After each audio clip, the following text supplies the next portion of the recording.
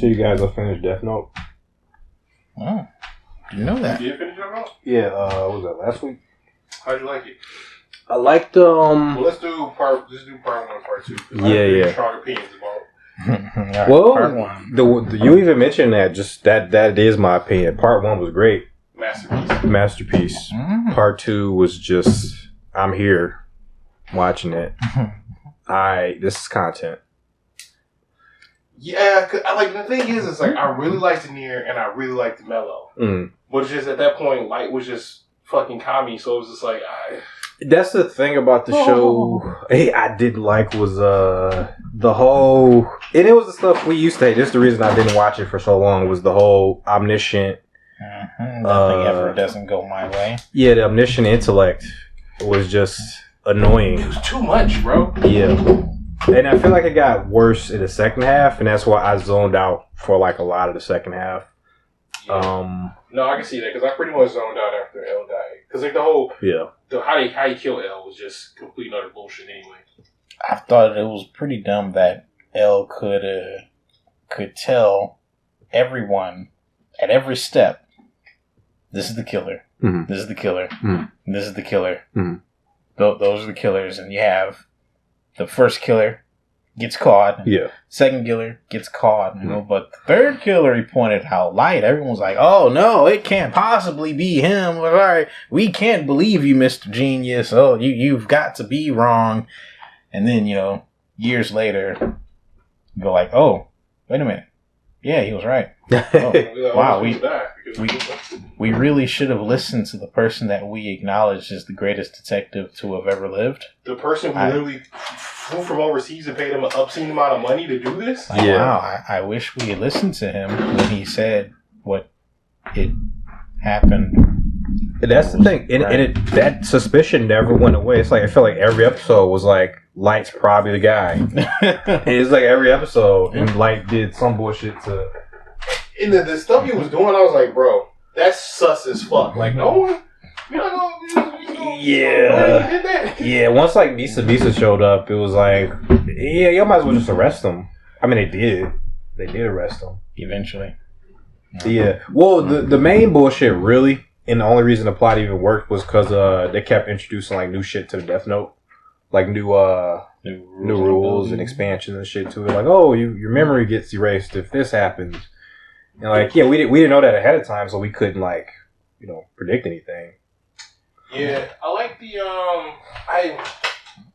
when I think about some parts of it, it's kind of dry, but then I like the fact that added to it. What I really did like though was when Light wrote the fake stuff in the Death Note. Yeah. I threw him off, and I was just like, I like the realistic aspect of like, you just gotta take it at face value. Like, how the fuck do I know that this one rule isn't a thing? Honestly, that's how Light won, because like he had all the advantages you could have. Like, he knew the rules of Death Note, where he had the Shinigami, he had multiple books, he had underlings who were completely devoted to him. The plot did keep giving him stuff, but it was great because it did help their Watson Sherlock Holmes dynamic, because they were both that's what made it so captivating to watch, because they were both like these omniscient sort of characters, but L just didn't have as much information as Light did. Yeah. But that's why I didn't like the second half as much, because the whole show is predicated on their dynamic. Yes. And then once you get like 2 L mini-me's, it just...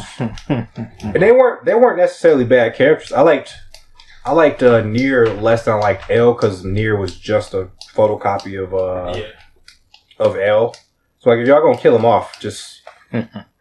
why have an identical character to replay, like a palette swap, essentially? I think the beef that I had with the most was like, L never acknowledged the two of them.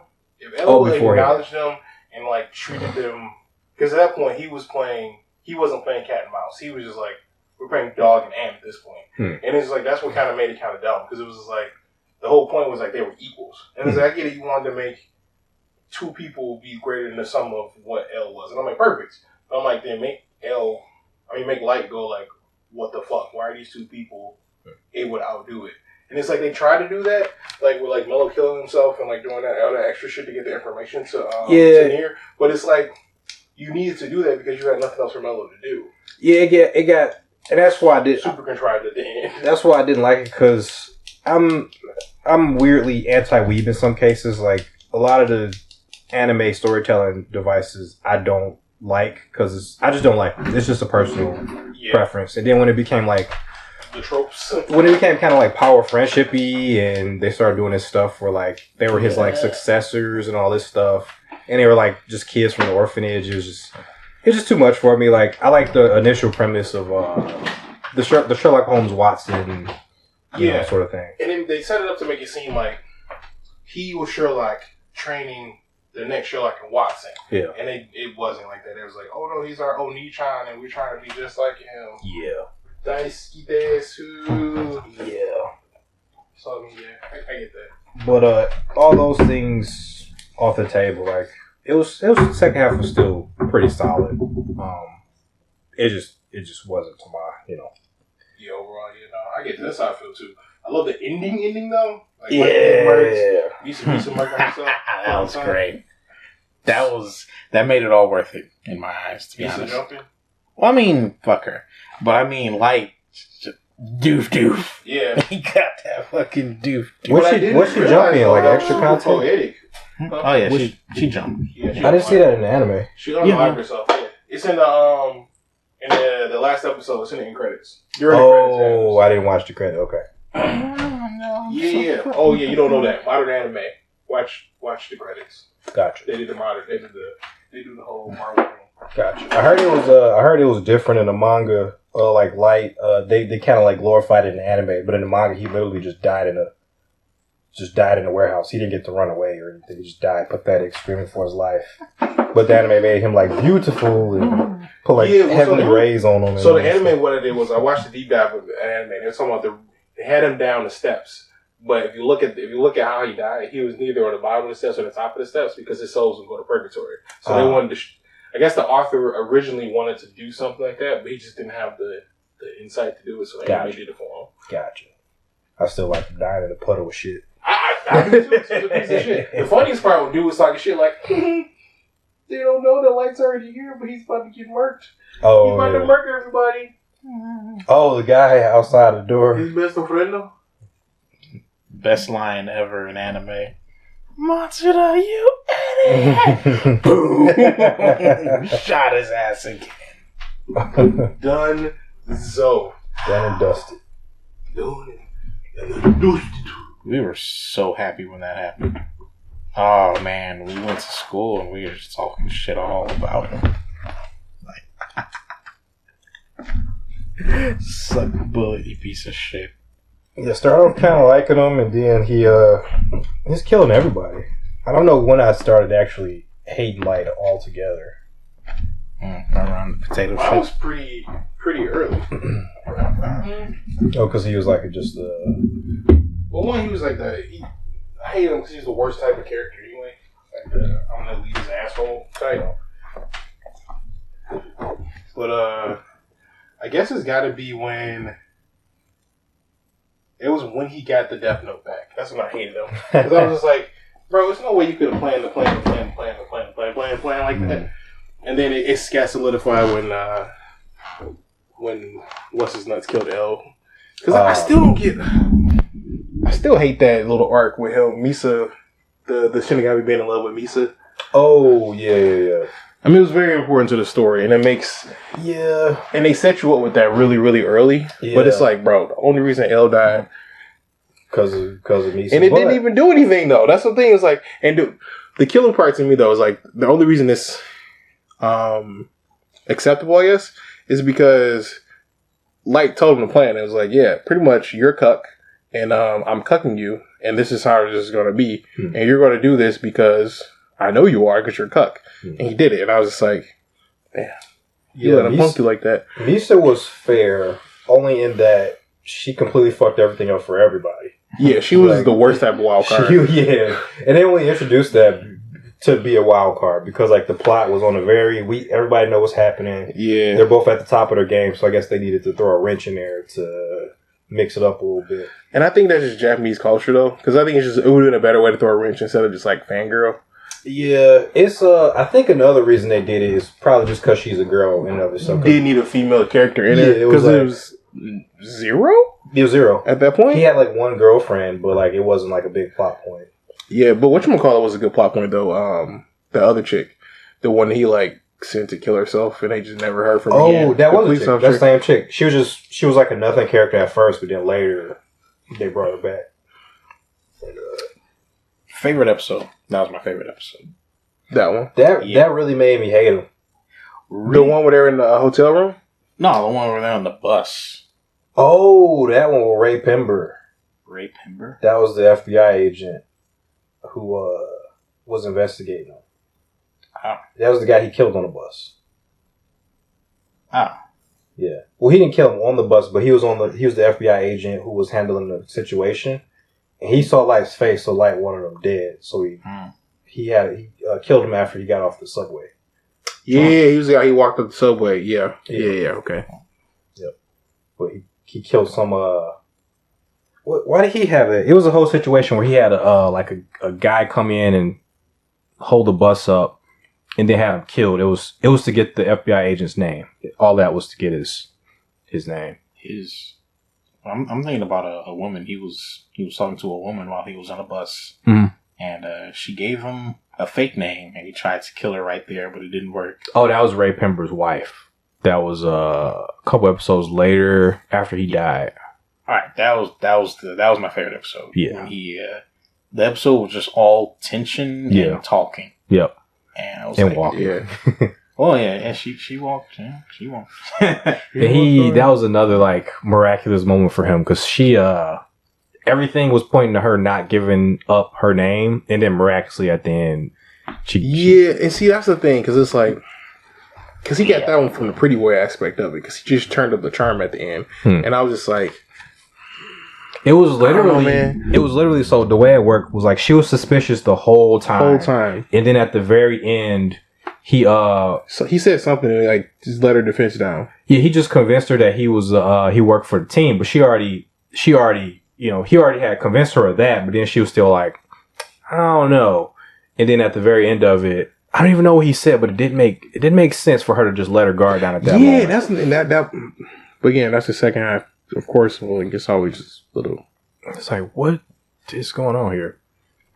But it kept me engaged long enough to where all that bullshit, like I didn't mind it so much. Yeah, it's just you can just nitpick it looking back on it, but overall, it's very entertaining. It was good. In the second half, it just wasn't as interesting to me because it had a dynamic of the rivals against each other. Yeah, because that was a selling point. Like you said, like the selling point was the cat and mouse game, and you took that cat and mouse game, and you tried to replace it, but I just don't think they went all in. Yeah, it just wasn't as good. Did you sure read the one shot? The one shot. It's a sequel one shot of Death Note. The Donald Trump spinoff. Oh, I heard about that one. Yeah, I heard about that one. Is it the Donald Trump spinoff that you're talking about? There's a couple of them I heard about. I heard about that one. I heard about the prequel, the incident in LA that they were talking about. Whoa. Wait, what's the Donald Trump one? It's literally like the president. I don't know if somebody goes to America, but I remember it was like a panel with like Donald Trump. Oh yeah. Then that's the one shot. Yeah, okay. Yeah. I thought it was something that one. Yeah, it's pretty good. It's pretty good. Okay. It's like, I don't know, 50, 60 pages. All right. I'm not into Death Note lore at all. I don't really care. I'm good. I'm done. That's fair. I enjoy what I enjoy. That's fair. Because I don't really the notebook rules are stupid to me. It's very Yeah, that's fair. Yeah. It don't feel natural to me. Like this don't feel like anything that's been around for like a while, like centuries. It just feel like the author was just making stuff up as he went, which is fine. Yeah. It made for a good story, but like it. Okay. Yeah. I see what you mean. Yeah. All right. Yeah, that's fair. That's fair. I mean, is what it is. Is what it is, man. Is what it is. I mean, that's your. What's next then? I'm probably I want to do like the Shonen classics. I want to like you take the Dragon Ball run, Naruto, One Piece, and all that stuff. I'm actually getting more interested in Attack on Titan because somebody compared it to Claymore, which I really like Claymore. And I can see you can see I can definitely see that Attack on Titan did take that part from Claymore. I can see you liking the later parts of Attack on Titan. You're gonna struggle through the beginning though. The very beginning, I really enjoyed the beginning. I started watching it before I even knew he was going to turn into a fucking titan. Yeah. And when it was just the little guys versus the curb stomp, that's what I wanted. Into it. That's what I wanted. Yeah. But I will say this though, they do a good job of moving when they move the goalpost. They do a good job of like tearing up, so you never lose that feeling though. I will say that the whole time. You are definitely always a little guy going against a big guy, and then like they do a very good job of like once you get strong, you see that strength, and then you get immediately humble like the next episode. So like it does a very good job of keeping that. I think it's worth it. Yeah, I'm gonna check it out. I couldn't get over like it went from this giant killing thing because my whole thing was like, oh yeah, giants are dangerous again because they've been making them look stupid for so long and everything. That's true. Now they're fucking scary. But then it became like Flesh Gundam. Yeah, Flesh Mech, yeah. So I was like, that's not what I signed up for. But comparing it to Claymore's high praise, so I'm gonna give it a shot. Manga Claymore. Comparing it to Manga Claymore's high praise. I like the anime. That's cool. It didn't go for as long as it needed to, but the anime was good in its own way. Claymore? It actually managed to show that I never finished the anime. Berserk world pretty well. That's what got me into it. Yeah, but it was definitely desolate. But like after when like the manga gets really fucking good, the anime had ended by then. Yeah, but that would have been pretty crazy if they had.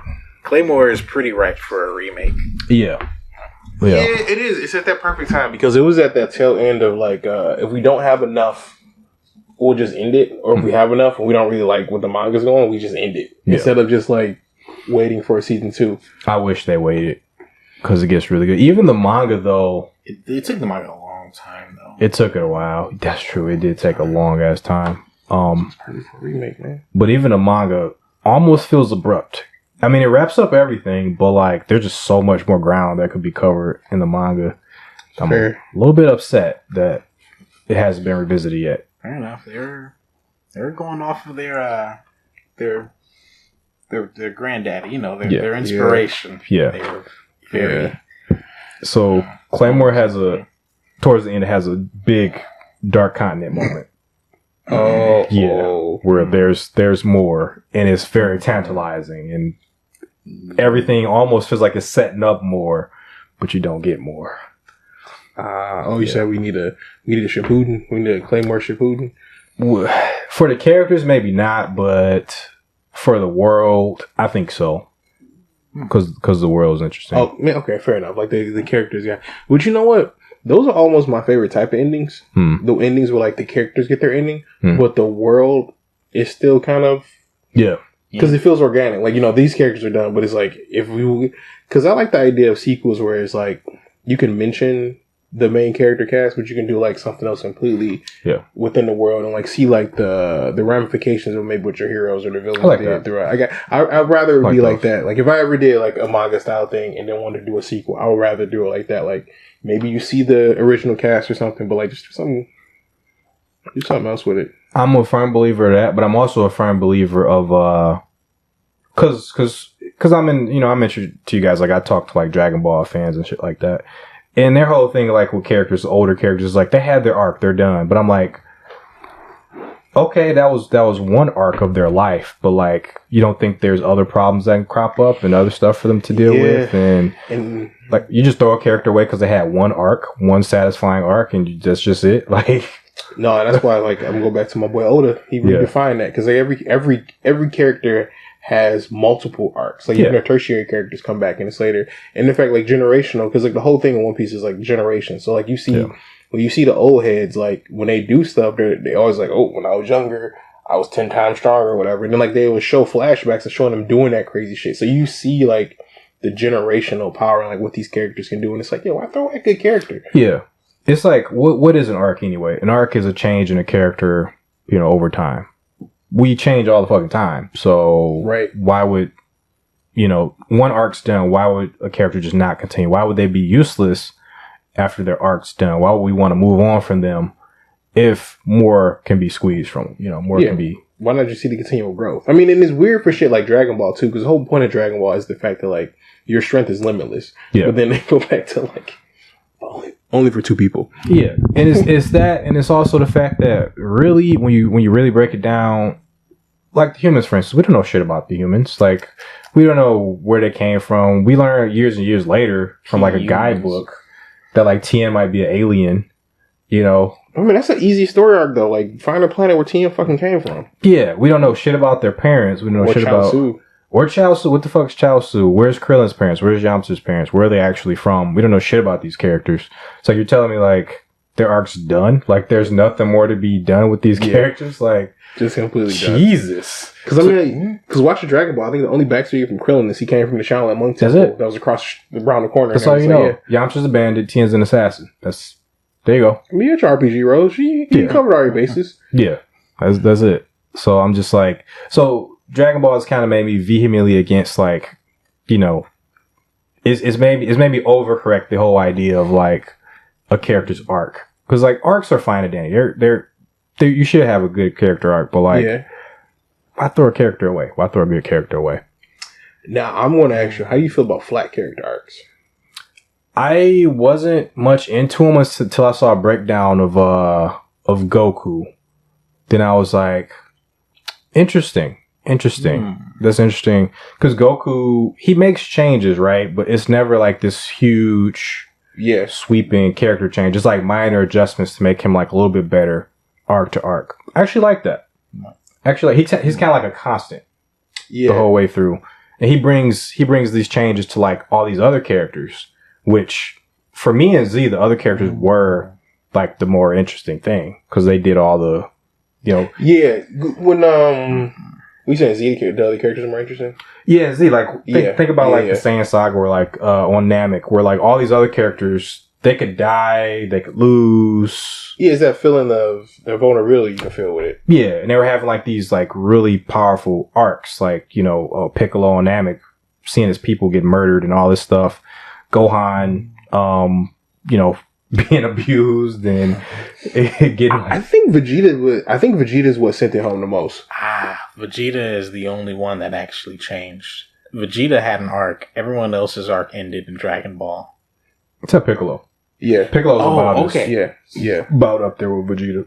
Okay. No, I mean like the fact that like what really sent it home to me about the tension in the arc was Vegeta, because everyone else, like, they were kind of weak anyway, more or less. But like the fact when you see Vegeta, that one scene where Vegeta's like calculating like how he can take the Dragon Balls from Frieza. That was peak Vegeta for me. And it was just like, because the last arc you saw Vegeta, he just came in and just walked everyone. He was the Frieza of that arc, right? And it's like, so when you see him, like that's when even before like the stupid ass numbers they had, but like that's when I understood like how strong Frieza was. But Dragon Ball was always like that, because Piccolo was that previous arc, Tien was that in the arc before that, Krillin, fair enough, or Yamcha was that in the arc before that. Wow. Then Tien broke his fucking leg.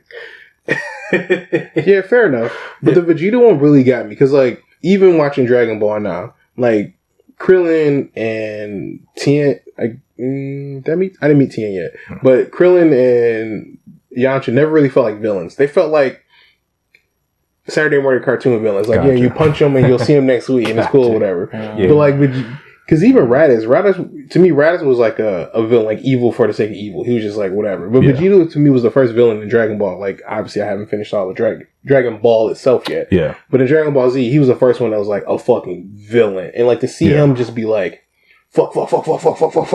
Yeah. Let me strategy and sneak around and Metal Gear. Yeah, you don't really get evil villains until General Blue, and then you don't really get like badass evil villains until Tao comes in.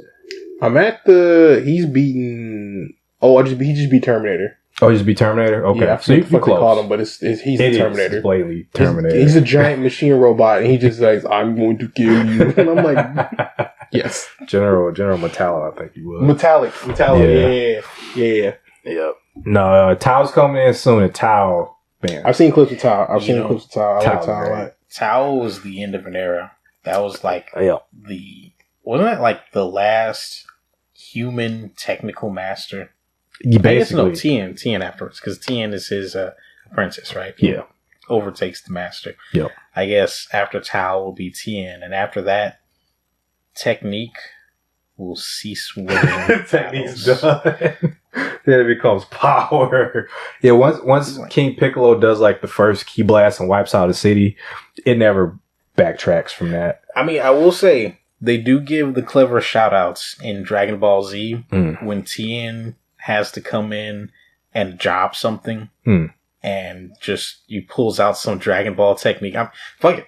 Yeah. That shit. That's still Solar Flare sticks around forever. All of his shit. You know? Even his like finger gun, everything is like from Special Beam Cannon, like Frieza's finger thingy is just that, but more powerful or whatever. It's like Tien just comes in and shows what it could have been if they had stuck with the, I'm gonna call it the Chinese wushu. Yeah. You know, the Kung Fu wushu instead of the Contra. Yeah. Yeah. Shmup. Yes. I agree, man. The Street Fighter Hadouken. I fucking agree. I miss the technique of the tournaments. That was like a huge highlight. Yeah, shit was fun. But no, it gets really good, man. It only gets better until Z kicks in. Z's good too, but I mean, like it really kicks off once someone gets kicked in the head. Oh, that is awesome. Yes, literal kickoff. So good. Yeah, I'm just gonna keep dropping stealth references like this. Yeah, it's pretty fun. You have the power. See, that power is more fun than outright spoiling shit. Power. 18, right? Yes. I don't know why I can never remember these fucking numbers. Well, it's been a couple weeks.